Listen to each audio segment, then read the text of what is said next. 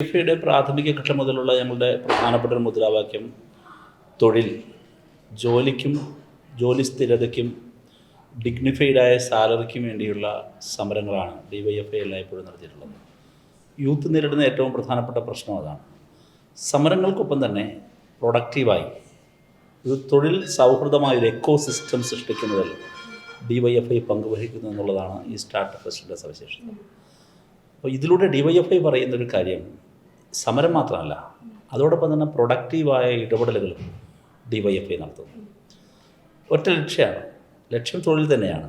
പക്ഷേ തൊഴിലിന് വേണ്ടിയിട്ടുള്ള സമരവും തൊഴിൽ സ്ഥിരതയുടെ സമരവും മെച്ചപ്പെട്ട ശമ്പളത്തിന് വേണ്ടിയുള്ള സമരവും ജീവിക്കാൻ അവകാശപ്പെട്ട സമരത്തിന് ഒക്കെ വേണ്ടിയിട്ട് ഞങ്ങൾ സമരം ചെയ്യും.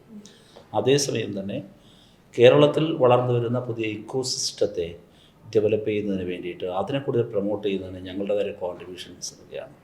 ഞങ്ങൾ പുതിയ ചെറുപ്പത്തെ അതിൽ റാലി ചെയ്യിപ്പിക്കുകയാണ്. നമ്മുടെ ഹ്യൂമൻ റിസോഴ്സിനെ, പുതിയ തലമുറയെ വളരെ സമർത്ഥമായി ഈ വലിയ മൂവ്മെൻറ്റിൻ്റെ ഭാഗമാക്കി മാറ്റാനുള്ള ഇടപെടലാണ് DYFI നടത്തുന്നത്. അതെല്ലാ കാലവും DYFI നടത്തിയിട്ടുണ്ട്, ഇത്തവണയും DYFI ആവർത്തിക്കുന്നതാണ്. ഇന്ത്യയിലെ ആദ്യത്തെ ഒരു യുവജന സംഘടനയായിരിക്കും ഇങ്ങനെ ചിന്തിക്കുന്നത് തന്നെ. അപ്പോൾ ഇതിലൂടെ ഞങ്ങൾക്ക് 10,000-കണക്കിന് ചെറുപ്പക്കാരിലേക്ക് എത്തിച്ചേരാൻ, ഔട്ട്റീച്ച് ചെയ്യാൻ കഴിഞ്ഞിട്ടുണ്ട്. അതൊരു ചെറിയ കാര്യമല്ല.